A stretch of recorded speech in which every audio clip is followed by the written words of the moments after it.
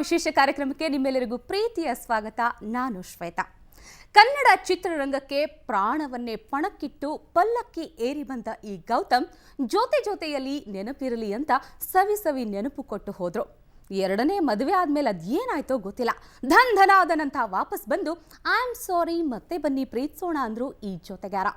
ಸದ್ಯಕ್ಕಂತೂ ಈ ಗುಣವಂತ ಚಂದ್ರನ ಜೊತೆ ಚಾರ್ಮಿನಾರಲ್ಲಿ ಹೊಂಗನಸು ಕಾಣ್ತಿದ್ದಾರೆ. ಹೌದು, ರತ್ನಜಾರ ರತ್ನದಂತಹ ಡೈರೆಕ್ಷನ್ನಲ್ಲಿ ಹಂಸಲೇಖನಿಯಲ್ಲಿ ಮೂಡಿ ಬಂದಂತಹ ಸುಂದರ ದೃಶ್ಯ ಕಾವ್ಯಮಯದಂತಹ ಹಿಟ್ ಸಿನಿಮಾ ಕೊಟ್ಟ ಈ ನಾಯಕ ನಟ ಕನ್ನಡ ಚಿತ್ರರಂಗದ ಲವ್ಲಿ ಸ್ಟಾರ್ ಕೂಡ ಹೌದು. ಪ್ರೀತಿ ಪಾಠವಲ್ಲ, ಪ್ರಣಯದೋಟವಲ್ಲ, ಮಧುರ ಪದಗಳ ಪ್ರಾಸಬದ್ಧ ಹಾಡುವಲ್ಲ, ಬರೀ ಮುತ್ತು ಅಲ್ಲ, ಕಾಣಿಸದ ಕಾವ್ಯ ಅದು ನೆನಪಿರಲಿ. ಪ್ರೇಮ್ ಇವತ್ತು ನಮ್ಮ ಜೊತೆಗಿದ್ದಾರೆ. ಸೊ ಪ್ರೇಮ್ ಅವರೇ, ನಿಮಗೆ ನಮ್ಮ ಕಾರ್ಯಕ್ರಮಕ್ಕೆ ಪ್ರೀತಿಯ ಸ್ವಾಗತ. Thank you so much. ತುಂಬ ಚೆನ್ನಾಗಿ ಹಾಡ್ತೀರಾ ನೀವೇ. ಬಹುಶಃ ಪ್ರೇಮ್ ಫಿಲ್ಮ್ ಎಲ್ಲ ಹಾಡುಗಳು ಚೆನ್ನಾಗಿದ್ವಲ್ಲ, ಅಲೆಯಲ್ಲೇ ಬರ್ತಾ ಇದೆ ಹಾಡು. ಅಲ್ಲ, ನಿಮ್ಮನ್ನ ಇಂಟ್ರೊಡ್ಯೂಸ್ ಮಾಡಬೇಕು ಅಂದ್ರೆ ಬರೀ ಡೈಲಾಗ್ಗಳು ಸಾಕಾಗಿಲ್ಲ ಅಂತ ಅನಿಸುತ್ತೆ. ಎಲ್ಲ ಹಾಡುಗಳು ಚೆನ್ನಾಗಿದೆ. ಅಷ್ಟುದ್ದ ಡೈಲಾಗ್ ಬೇರೆ ಹೇಳ್ಕೊಂಡು ಅಷ್ಟು ಚೆನ್ನಾಗಿ ಹಾಡು ಬೇರೆ ಹೇಳ್ಕೊಂಡು ಥ್ಯಾಂಕ್ ಯು ಸೋ ಮಚ್. ತುಂಬ ಖುಷಿ ಆಯಿತು. Thank you so much. ನಾನು ಶ್ವೇತಾ ಅಂತ ಗೊತ್ತಾಯ್ತಲ್ಲ, ನನ್ನ ಜೊತೆ ಸುವರ್ಣ ಗರ್ಲ್ಸ್ ಇದ್ದಾರೆ, ಇಂಟ್ರೊಡ್ಯೂಸ್ ಮಾಡ್ಕೊಂಡ್ಬಿಡೋಣ. ನಾನು ಶ್ವೇತಾ. ನಾನು ದಿವ್ಯಶ್ರೀ. ಡಬಲ್ ಶ್ವೇತಾನಾ? ನಾನು ದಿವ್ಯಾ. ಓಕೆ. ನಾನು ಪ್ರತಿಮಾ. ಓಕೆ. ಭಾವನಾ. ವಿಜಯ. ಸೊ ಪ್ರೇಮ್ ಅವ್ರಿಗೆ ಲವ್ಲಿ ಸ್ಟಾರ್ ಪ್ರೇಮ್ ಅಂದ್ರೆ ಇಷ್ಟನಾ ಅಥವಾ ನೆನಪಿರಲಿ ಪ್ರೇಮ್ ಅಂದ್ರೆ ಇಷ್ಟನಾ? ಸೊ ನೆನಪಿರಲಿ ಅನ್ನೋದು ನಾನು ಸಿನಿಮಾ ಮುಖಾಂತರ ಬಂದಿದ್ದು, ಲವ್ಲಿ ಸ್ಟಾರ್ ಅನ್ನೋದು ಜನಗಳು ಕೊಟ್ಟಿದ್ದು. ಸೊ ಎರಡು ಇಷ್ಟ. ನೆನಪಿರಲಿ ನಾನು ಲವ್ಲಿ ಸ್ಟಾರ್ ಪ್ರೇಮ್ ಅಂತ ಹೇಳ್ತೀರೇನಲ್ವಾ? ಇನ್ನೊಂದು ಮೊದಲ ಚಿತ್ರ ಪ್ರಾಣ ಆದರೂ ಸಹ ನೆನಪಿರಲಿ ಪ್ರೇಮ್ ಅನ್ನೋದೇ ಇವತ್ತಿನ ತನಕನೂ ಉಳ್ಕೊಂಡ್ ಬಂದಿದೆ. ಸೊ ಪ್ರಾಣ ಚಿತ್ರದಿಂದ ನೆನಪಿರಲಿ ತನಕದ ಪಯಣ ಹೇಗಿತ್ತು? ಆ ನಡುವಿನ ಗ್ಯಾಪ್, ಆ ನಡುವಿನ ಗ್ಯಾಪ್ ಒಂದು ಅಜ್ಞಾತವಾಸ, ವನವಾಸ, ಇನ್ನು ಏನಾದರೂ ವರ್ಡಿಂಗ್ಸ್ ಇದ್ರೆ ನೀವೇನಾದರೂ ಹೇಳಿದ್ರೆ ಅದೆಲ್ಲಾನು ಸೇರಿ ಪ್ರಾಣದಿಂದ ನೆನಪಿರಲಿವರೆಗೂ ಆ ಜರ್ನಿ, ಆ ಒಂದು 2 years ಗ್ಯಾಪಲ್ಲಿ ಸೊ ಸಿಕ್ಕಾಪಟ್ಟೆ ಸ್ಟ್ರಗ್ಲಿಂಗ್ ಲೈಫ್ ಏನು ಅಂತ ತುಂಬ ಚೆನ್ನಾಗಿ ಗೊತ್ತಾಗಿದ್ದಂಥ ವರ್ಷನ್ ಆ ಒಂದು 2 ವರ್ಷ. ನೆನಪಿರಲಿ ಫಿಲ್ಮಲ್ಲಿ ತುಂಬ ಸಣ್ಣ ಇದ್ರಿ, ಅದಕ್ಕೇನಾ ಅಂತ ಎಲ್ಲರೂ ಹೇಳ್ತಾರೆ ಈಗಲೂ ಹಾಗೆ ಇದೆಯಾ ಅಂತ. Fit and fine. ಏನು ಮಂತ್ರ ಫಿಟ್ ಆ್ಯಂಡ್ ಫೈನ್ದು? ಹಾಗಾದ್ರೆ ವರ್ಕೌಟ್ ಅಷ್ಟೇ ಇನ್ನೇನಿದೆ. ಆಯ್ತು ಬಿಡಿ, ಪ್ರೇಮ್ ಅವ್ರು ಚೆನ್ನಾಗಿದ್ದಾರೆ, ಎಲ್ಲರೂ ಹೇಳ್ಬಿಡಿ, ಒಪ್ಕೊಂಡ್ಬಿಡಿ. ಚೆನ್ನಾಗಿದೆ. ಇನ್ನೊಂದ್ಸರಿ ಹೇಳಿ. Thank you. ಲವ್ಲಿ ಸ್ಟಾರ್ ಹೋಗಿ ಈಗ ಹ್ಯಾಂಡ್ಸಮ್ ಸ್ಟಾರ್ ಆದ್ರು. ಪಿಂಕಿ ಸ್ಟಾರ್ ಆಗ್ತಾ ಇದ್ದಾರೆ, ಮುಖೆಲ್ಲ ಬ್ಲಶ್ ಆಗ್ತದೆ, ಪಿಂಕ್ ಆಗ್ತಾ ಇದೆ. ಮೇಕಪ್ ಮಾಡ್ಕೊಂಡಿದ್ರೆ ಇನ್ನೊಂದು ಸ್ವಲ್ಪ ಪಿಂಕ್ ಆಗಿದೆ. ಹ್ಯಾಂಡ್ಸಮ್ ಅಂದ ತಕ್ಷಣ ಸಂತೋಷ. ನಾವು 6 ಜನ ಹುಡುಗಿರು ಒಟ್ಟೊಟ್ಟಿಗೆ ಹೊಗಳಿದ್ರೆ ಒಂದು ಹುಡುಗನ ಹೇಳಿಸ್ಕೊಂಡ್ರೆ ಇನ್ನೂ ಖುಷಿ ಬೇರೆ. ಖುಷಿ. ಪ್ರೇಮ್ ಅವ್ರ ಪ್ರಾಣದ ವಿಷಯಕ್ಕೆ ಬರೋಣ. ಈಗ ಪ್ರಾಣ ಮೂವಿ ಫಸ್ಟ್ ಮೂವಿ ಸಿಕ್ಕಾಪಟ್ಟೆ ರೊಮ್ಯಾಂಟಿಕ್ ಆಗಿ ಮಾಡ್ಬಿಟ್ರಿ ಪ್ರಾಣ ಮೂವಿಲಿ. ಆಗ್ಲೇ ಹೆಂಗಿತ್ತು? ಸ್ವಲ್ಪ ಓವರ್ ರೊಮ್ಯಾಂಟಿಕ್ ಸಿಕ್ಕಾಪಟ್ಟೆ ಅನ್ನಲ್ಲ. ಸೊ ಹೆಂಡತಿ ಕಡೆಯಿಂದ ಎಲ್ಲ ಮದುವೆ ಹೆಂಡತಿ ಕಡೆಯಿಂದ ಅಂದ್ರೆ ನನ್ ಏನಂದ್ರೆ ಫಸ್ಟ್ ಮೂವಿ ಬೇರೆ ಅಲ್ವಾ, ಸೊ ಹಾಗಾಗಿ ನಾನು ಪೌರುಷ ಹೇಳ್ಕೊಳ್ಬೇಕಲ್ವಾ, ಯಾರ ಮುಂದೆ ಆದ್ರೂ ಹೇಗೆ ಆ್ಯಕ್ಟ್ ಮಾಡ್ತೀನಿ, ಯಾವ ರೀತಿ ಇರ್ತೀನಿ ಅಂತ. ಮನೆಗೆ ಬಂದಿದ್ದ ಕೂಡಲೇ ಯಾವಾಗಲೂ ನಾನು ಹೆಂಡ್ತಿದ್ರೆ ಹೇಳ್ತಿದ್ದೆ ನಾನು, ಇವತ್ತು ಹೀರೋಯಿನ್ ಜೊತೆ ಡ್ಯುಯೆಟ್ ಸಾಂಗ್ ಇತ್ತಮ್ಮ, ಹಂಗೆ ಇಟ್ಕೊಂಡೆ, ಹಿಂಗೆ ಮಲಗಿಸ್ಕೊಂಡೆ, ಹಿಂಗೆ ತಿರುಗಿಸ್ದೆ, ಎತ್ತದೆ, ಮಾಡಿದೆ ಅಂತೆಲ್ಲ. ಸರಿ, ಅವಳು 1 ದಿನ 2 ದಿನ 3 ದಿನ ಕೇಳ್ಕೊಂಡು ಸುಮ್ಮನೆ ಇರ್ತಾರೆ.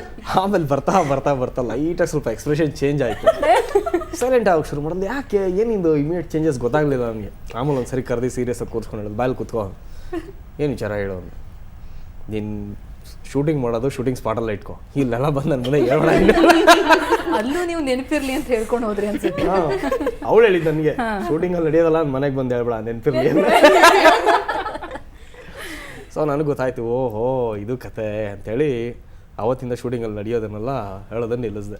ಅಲ್ಲ, ನೀವು ಹೇಳಿದ್ದನ್ನ ಕೇಳಿ ಈ ರೀತಿ ರಿಯಾಕ್ಷನ್ ನೋಡಿದ್ಮೇಲೆ ಹೇಗಿರಬಾರ್ದು ಅಂತ. ನೋಡಿದ್ನಲ್ಲ ಸಿನಿಮಾ, ನೋಡಿದ್ಮೇಲೆ ಆಮೇಲೆ ನಾನು ಶೂಟಿಂಗ್ ಸ್ಪಾಟಿಗೆ ಕರ್ಕೊಂಡು ಹೋಗಿ ಶುರು ಮಾಡಿದೆ. ನಾನು ಅವಳನ್ನ ಇಲ್ಲಿ ನೀನು ಕುತ್ಕೊಂಡು ಹೇಳೋದಲ್ಲ, ನಮ್ಮ ಕಷ್ಟ ಹಿಂಗಿರುತ್ತೆ ಅಂತ, ಶೂಟಿಂಗ್ ಸ್ಪಾಟಲ್ಲಿ ಬಂದು ನೋಡು ಬಾ ಡೈಲಿ ಅಂತ. ಎಷ್ಟು ಟೇಕ್ಸ್ ತಗೋತೀನಿ ನೋಡು ಅಂತ. ಟೇಕ್ಸ್ ತಗೊಳ್ಳೋದಲ್ಲ, ನಮ್ಮ ಕಷ್ಟ ಯಾವ ರೀತಿ ಇರುತ್ತೆ ನೋಡು. ನೀನು ಅನ್ಕೊಂಡಿದ್ದೆ ಬರೀ ನಾನು ತಪ್ಕೊಳ್ತೀನಿ, ಕಿಸ್ ಮಾಡ್ತೀನಿ, ರೊಮ್ಯಾನ್ಸ್ ಮಾಡ್ತೀನಿ ಅಂತ.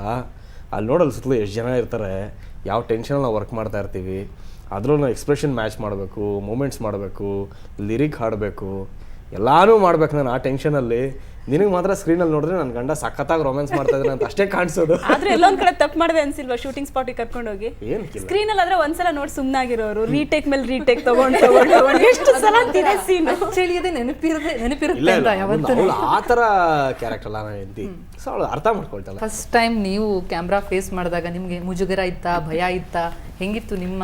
ಮುಜುಗರ ಭಯ ಏನೂ ಇರಲಿಲ್ಲ, ಕನ್ಫ್ಯೂಷನ್ ಇತ್ತು. Okay. So first time camera ಮುಂದೆ ನಿಂತ್ಕೊಂಡಾಗ ಏನು ಮಾಡಬೇಕು, ಯಾವ ರೀತಿ ಅದನ್ನು ಯಾವ ರೀತಿ ಕ್ಯಾರಿ ಓವರ್ ಮಾಡಬೇಕೇನೋ ಗೊತ್ತಿರಲಿಲ್ಲ ನನಗೆ. ಸೊ ಫಸ್ಟ್ ಮೂವಿ ಅಲ್ವಾ, ಆಮೇಲೆ ಅದು ಬಿಫೋರು ಏನು ಮಾಡಿದ ಅನುಭವ ಇರಲಿಲ್ಲ ನನಗೆ. ಸಿಕ್ಕಾಪಟ್ಟೆ ಕನ್ಫ್ಯೂಷನ್ ಇತ್ತು ನನಗೆ.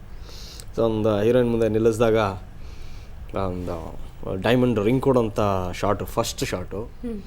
ಸೊ ಅದನ್ನ ಇಟ್ಕೊಂಡು ಯಾವ ರೀತಿ ಪರ್ಫಾರ್ಮ್ ಮಾಡೋಕ್ಕೆ ಸಿಕ್ಕಾಪಟ್ಟೆ ಕನ್ಫ್ಯೂಷನಲ್ಲಿದ್ದೆ. ಅದು ಬಿಟ್ಟರೆ ಬೇರೆ ಇನ್ನೇನು ಭಯ ಆಗಿ ಆ ಥರ ಎಲ್ಲ ಏನಿರಲಿಲ್ಲ. ನಿಮ್ ಲವ್ ಸ್ಟೋರಿ ಬಗ್ಗೆ ಹೇಳಿ. ನನ್ನ ಲವ್ ಸ್ಟೋರಿ ಬರೀ ನಿಮ್ಮ ಒನ್ ಎಪಿಸೋಡ್ ಸಾಕಾಗಲ್ಲ ನನಗೆ. ಸೊ ಪ್ರೇಮ್ ಕಹಾನಿ ಅಷ್ಟಿದೆ?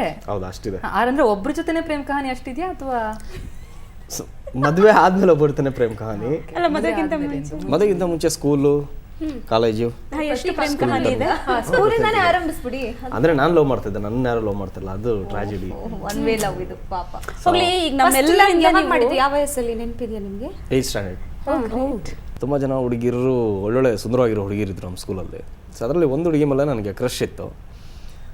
ಸೊ ಅನ್ಫಾರ್ಚುನೇಟ್ಲಿ ಒಂದು ಪೇಪರ್ ಬಂದು ನನ್ನ ಪಕ್ಕದಲ್ಲಿ ಬಿತ್ತು 8th ಸ್ಟ್ಯಾಂಡರ್ಡ್ ಇರಬೇಕಾದ್ರೆ. ಅದನ್ನು ತೆಗೆದು ನೋಡಿದೆ, ಐ ಲವ್ ಯು ಅಂತ ಬರ್ದಿತ್ತು. ಸೊ ನಾನು ಫುಲ್ ಖುಷಿ, ಯಾರು ಬರ್ದಿರೋದು ನನ್ನ ಫ್ರೆಂಡ್ಗಳೆಲ್ಲ ಫುಲ್ ಚೌಕ್ ಕೊಟ್ಟರು, ಇಲ್ಲ ಅವಳೆ ಕಣೋ ಹಾಕಿರೋದು, ಹೋಗಿ ಕೇಳು ಅಂತ. ಸರಿ, ಲೀಜರ್ ಪೀರಿಯಡಲ್ಲಿ ಹೋಗಿ ಕೇಳಿದೆ ಅವಳನ್ನ, ಸರಿ ನಾ ಬರ್ದಿದ್ದೆ ಲೆಟ್ರು ಅಂತ. ಲೆಟ್ರ್ ನೋಡ್ಬಿಟ್ಟು ಹಾಗೇ ಇನ್ನು ಮರ್ಚ್ಬಿಟ್ಟು ಮುಖದ ಮೇಲೆ ಹಾಕ್ಬಿಟ್ಟು, ನಿನ್ನ ಮುಖ ನೋಡ್ಕೊ ಕನ್ನಡಿಯಲ್ಲಿ ಅಂತ. First tragedy. ಯಾರು ಬರ್ದಿತ್ತದ್ರು? ಯಾರು ಬರ್ದಿ ಗೊತ್ತಿಲ್ಲ, ಬಹುಶಃ ಏನೋ ಮಾಡಬಿಡು ನಾನು ಲಕ್ಕಿಲ್ಲ ಹೋಗ್ಲಿ ಅಂಥೇಳಿ ಸುಮ್ಮನೆ ಅದೇ. ಹಾಗೆ ಇನ್ನು 10th ಸ್ಟ್ಯಾಂಡರ್ಡಲ್ಲಿ ತರಬೇಕಾದ್ರೆ ಒಂದು ಹುಡುಗಿ ಮೇಲೆ ಲವ್ ಆಯಿತು. ಬಟ್ ಅವಳು ತುಂಬ ಚೆನ್ನಾಗಿ ಇದು ಮಾಡ್ತಾಳೆ, ತುಂಬ ಫ್ರೆಂಡ್ಲಿ ಆಗಿದ್ಲು ನನ್ನ ಜೊತೆನಲ್ಲಿ. ಆಮೇಲೆ ಸರಸ್ವತಿ ಪೂಜೆ ಮಾಡಬೇಕಾದ್ರೆ ಎಲ್ಲ ಒಳ್ಳೆ ಡ್ರೆಸ್ಗಳು ಹಾಕೊಂಡೋಗಿ, ನನ್ನ ಫ್ರೆಂಡ್ ಡ್ರೆಸ್ಗಳೆಲ್ಲ ಹಾಕೊಂಡೋಗಿ ಅವ್ರ ಮುಂದೆ ಶೋಗಳು ಕೊಡೋದು. ಆಮೇಲೆ ನಮ್ಗೆಲ್ಲ ಹುಡುಗರಿಗೂ ಹುಡುಗಿರನ್ನ ಮುಟ್ಟೋ ಚಾನ್ಸ್ ಸಿಗ್ತಾ ಇದ್ದಿದ್ದು ಅಂದರೆ ಒಂದೇ ಒಂದು ಹೋಲಿ.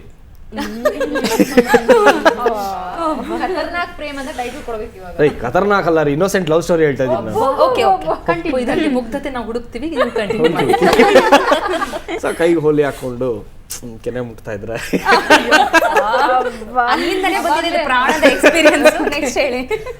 ಸೊ ಅದಾದ್ಮೇಲೆ ಎಕ್ಸಾಮ್ ಬರೆಯೋದಕ್ಕೆ ಅಂತ ನಾವು RV ಕಾಲೇಜು ನಮಗೆ ಸೆಂಟ್ರು ಲಾಲ್ಬಾಗ್ ಪಕ್ಕದಲ್ಲಿ. ಸೊ ಅಲ್ಲಿ ನಮಗೆ ಭಯ ಇರಲಿಲ್ಲ, ಯಾಕಂದರೆ ಇಲ್ಲಿ ನಮ್ಮ ಸ್ಕೂಲಲ್ಲಿ ಅಂದರೆ ನಮ್ಮ ಏರಿಯಾ ಯಾರಿಗಾರು ಗೊತ್ತಾರೆ, ಮನೆಗೆ ಹೋಗಿ ಹೇಳ್ತಾರೆ ಪ್ರಾಬ್ಲಮ್ಗಳಾಗುತ್ತೆ ಅಂತ. ಸೊ ಅಲ್ಲಿ ಲಾಲ್ಬಾಗ್ ಅಲ್ವಾ, ಸೊ ಯಾರು ಇಲ್ಲ, ನಮ್ಮದೇ ರಾಜ್ಯ, ಗೋಡ ಹಮಾರ ಮೈದಾನ ಹಮಾರ. ಸೊ ಇದು ಕರೆಕ್ಟ್ ಸ್ಪಾಟು ಒಳಗೆ ಲವ್ ಲೆಟ್ರ್ ಕೊಡೋದಕ್ಕೆ ಅಂಥೇಳಿ.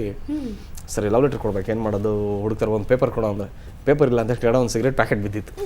ಅದನ್ನು ತೆಗೆದುಬಿಟ್ಟು ನನ್ನ ಫ್ರೆಂಡು ಐ ಲವ್ ಯು ಅಂತ ಬರ್ದ್ಬಿಟ್ಟು ತೊಗೊಂಡೋಗಿ ಕೊಡೋ ಅವಳಿಗೆ. ತೊಗೊಂಡೋಗಿ ಕೊಟ್ಟೆ, ತಗೋ ಅಂತ. ನೋಡಿದ್ಲು, ಆಯಿತು ಒಂದು 10 ನಿಮಿಷ ಹೇಳ್ತೀನಿ ನಿಮ್ಗೆ ಹೋಗಿ. ಅವಳೊಂದು ಅಷ್ಟು ಉದ್ದ ಲೆಟ್ರ್ ಬರ್ಕೊಂಬಂದು ಕೊಟ್ಲು. ಸೊ ನನಗೂ ನೀನು ಹಾಕೊಂಡ್ರೆ ಇಷ್ಟ, ಬಟ್ ಆ್ಯಸ್ ಅ ಫ್ರೆಂಡ್ ಅಂತ ತಿಳ್ಕೊಂಡಿದ್ದೀನಿ. ನನಗೆ ಎಕ್ಸಾಮ್ ಆಗಿದ್ದ ಕೂಡಲೇ ಎಂಗೇಜ್ಮೆಂಟ್ ಫಿಕ್ಸ್ ಮಾಡ್ತಾ ಇದ್ದಾರೆ, ಹುಡುಗನೆಲ್ಲ ರೆಡಿ ಆಗಿಬಿಟ್ಟಿದೆ, ಅದು ಇದೆಲ್ಲ ಓಡ್ಬಿಟ್ಲು. ಬಟ್ ತುಂಬ ಸಾಫ್ಟಾಗಿ ರಿಜೆಕ್ಟ್ ಮಾಡಿದ್ಲು. ಸೊ ಓಕೆ ಬಿಡು, ನಮ್ಮ ಮನೆ ಬರೋ ಎಷ್ಟು ಅಂಥೇಳಿ ಸೆಕೆಂಡು 3ನೇದು ಬಂದು ನಾನು ಸ್ಕೂಲ್ಗೆಲ್ಲ ಬಿಟ್ಟು ಒಂದು ರೇಂಜ್ಗೆ ಸ್ವಲ್ಪ ದುಡ್ಡು ಗಿಡ್ಡೆಲ್ಲ ಓಡಾಡ್ತಾಯಿತ್ತು. ಆಗ ನನ್ನ ಮನೆ ರೋಡಲ್ಲಿ ಒಂದು ಹುಡುಗಿ ಇದ್ಲು, ಅವಳ 3ನೇ ಲವ್ ಸ್ಟೋರಿ. ನಿಮ್ಮ ಹೆಸರು ಮೊದಲೇ ಪ್ರೇಮ್ ಅಂತಿತ್ತ ಅಥವಾ ನಿಮ್ಗೆ ಲೀಲಾ ಜಾಲಗಳನ್ನೆಲ್ಲ ನೋಡಿ ಪ್ರೇಮ್ ಅಂತಿಟ್ರ? ಕರೆಕ್ಟಾಗಿ ಹೇಳಿದೆ, ಈ ಲೀಲಾ ಜಾಲಗಳನ್ನ ನೋಡಿ ಆಮೇಲೆ ಪ್ರೇಮ್ ಅಂತ ಕೊಟ್ಟಿದ್ದು. ನಿಜವಾಗ್ಲೂ ನಮ್ಮ ಹೆಸರು ನಿಮ್ದು? ನನ್ನ ಅಫಿಷಿಯಲ್ ನೇಮ್ ಪರಮೇಶ್ ಅಂತ.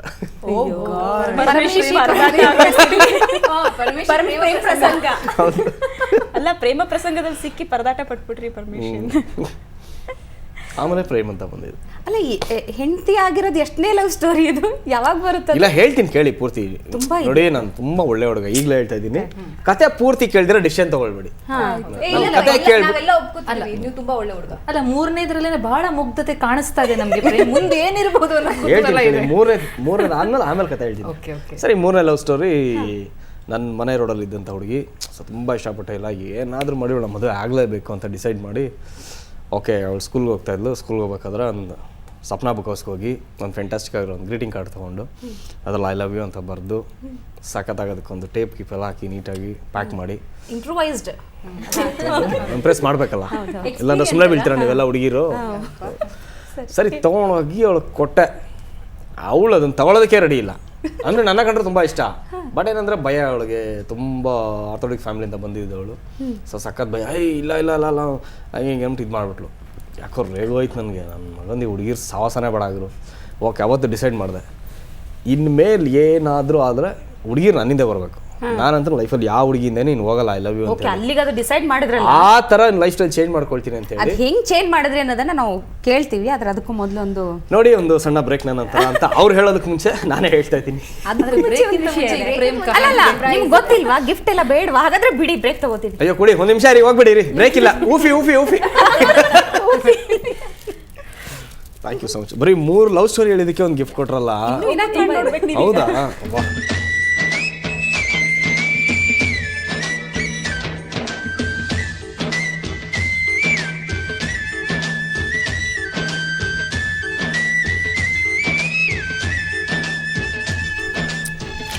ಅಲ್ಲ, ನೀವೆಲ್ಲ ಪ್ರೇಮ್ ಹೆಂಗ್ ಗೊತ್ತಾಯ್ತು ಕಹಾನಿಗಳು ನಿಮ್ಗೆ? ಹೇಳ್ತಾ ಇದ್ರಿ ಅವಾಗೆಲ್ಲ. ಅದೆಲ್ಲ ಪ್ರೇಮ್ ಹೋಗೀಗ ಸಾಯಿಬಾಬಾ ಅವ್ರ ಮೇಲೆ ತುಂಬಾ ಲವ್ ಬಂದಿದೆಯಂತೆ ಹೌದು ಅಲ್ವಾ? ಹೌದು. ಯಾಕೆ? ಸಾಯಿಬಾಬಾ ಅವ್ರ ಮೇಲೆ ನನಗೆ ಲವ್ ಬಂದಿಲ್ಲ, ನನ್ನ ಮೇಲೆ ಸಾಯಿಬಾಬಾಗೆ ಲವ್ ಬಂದಿಲ್ಲ. ಸೊ ಪ್ರೇಮ್ ಅವರ ಪ್ರೇಮ್ ಕಹಾನಿಗಳನ್ನ ನಾವು ಕೇಳ್ತಾ ಇದ್ವಿ. 8th ಸ್ಟ್ಯಾಂಡರ್ಡ್ ಅಲ್ಲಿ ಒಂದು ಲವ್ ಸ್ಟೋರಿ ಹೇಳಿದ್ರು. 10th ಸ್ಟ್ಯಾಂಡರ್ಡ್ SSLC ಅನ್ನೋದನ್ನ ಬಹುಶಃ ಅವರು ಸ್ಟಾಪ್ ಸ್ಟಡಿ ಲವ್ ಕಂಟಿನ್ಯೂ ಅನ್ನೋದನ್ನ ತಿಳ್ಕೊಂಡಿದ್ದಾರೆ ಅನ್ಸುತ್ತೆ. ಸೊ ಇನ್ನೂ ಬಹಳಷ್ಟು ಪ್ರೇಮ್ ಕಹಾನಿಗಳು ಇದೆಯಂತೆ, ಹೇಳೋದಕ್ಕೆ ತುಂಬಾ ಉತ್ಸುಕರಾಗಿದ್ದಾರೆ. ನಾವು ಕೂಡ ಕೇಳೋಣ. ಅದಕ್ಕೂ ಮೊದಲು ಒಂದು ಸಣ್ಣ ಬ್ರೇಕ್.